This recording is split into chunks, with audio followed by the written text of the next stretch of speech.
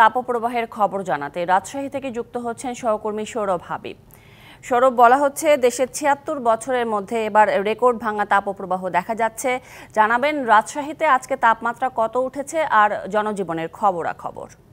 আপনাকে জানিয়ে রাখছি যে আজকে রাজশাহীতে মৌসুমের সর্বোচ্চ তাপমাত্রা ৪২.৪ ডিগ্রি সেলসিয়াস রেকর্ড করা হয়েছে এবং গতকালকেও ছিল ৪১.৮ ডিগ্রি সেলসিয়াস। অর্থাৎ আজকে কিন্তু অতি তীব্র তাপদাহে চলছে রাজশাহীতে এবং গত এপ্রিল মাস জুড়েই কিন্তু শুরু থেকেই কিন্তু আমরা দেখেছি যে মৃদু, মাঝারি এবং তীব্র, এরপর এখন অতি তীব্র তাপমাত্রা আসছে এবং এই তাপদাহের কারণে কিন্তু মানুষ জনজীবন অতিষ্ঠ হয়ে উঠেছে, চরম দুর্ভোগ পথে হচ্ছে। সাধারণ মানুষ কিন্তু একবারে ভোগান্তিতে পড়ে গেছেন এবং এই বৃষ্টির জন্য আজকেও কিন্তু রাজশাহীর তে নামাজ হয়েছে এবং বৃষ্টির প্রার্থনা করা হয়েছে। বৃষ্টির প্রার্থনা করে আল্লাহর কাছে বৃষ্টি চেয়ে দোয়া করা হয়েছে, কান্নাকাটি করেছেন মুসল্লিরা।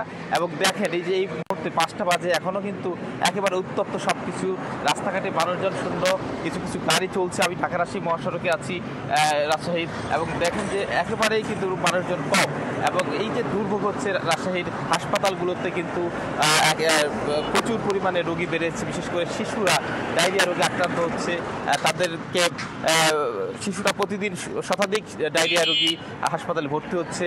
এছাড়া খেটে খাওয়া মানুষ যারা, তারা কিন্তু চরম দুর্বিষহ জীবনযাপন করছে। এই রোদের কারণে তারা কিন্তু ঠিকমতো কাজ করতে পারছেন না। এর মাঝেই কিন্তু তাদেরকে এই ভোগান্তির মাঝেই কিন্তু কাজ করতে হচ্ছে এবং চিকিৎসকরা বলছেন যে এই অবস্থায় একটানা যেন কেউ রোদে না থাকে এবং তারা যেন রোদে কাজ করতে হলে তারা যেন স্যালাইন পানি খায়। বিশেষ করে স্যালাইন পানি না খেলে তারা হিট স্ট্রোকে আক্রান্ত হতে পারে।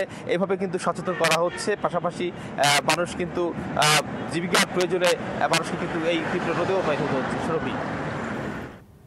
সৌরভ হাবিব, ধন্যবাদ আপনাকে রাজশাহী থেকে যুক্ত হবার জন্য।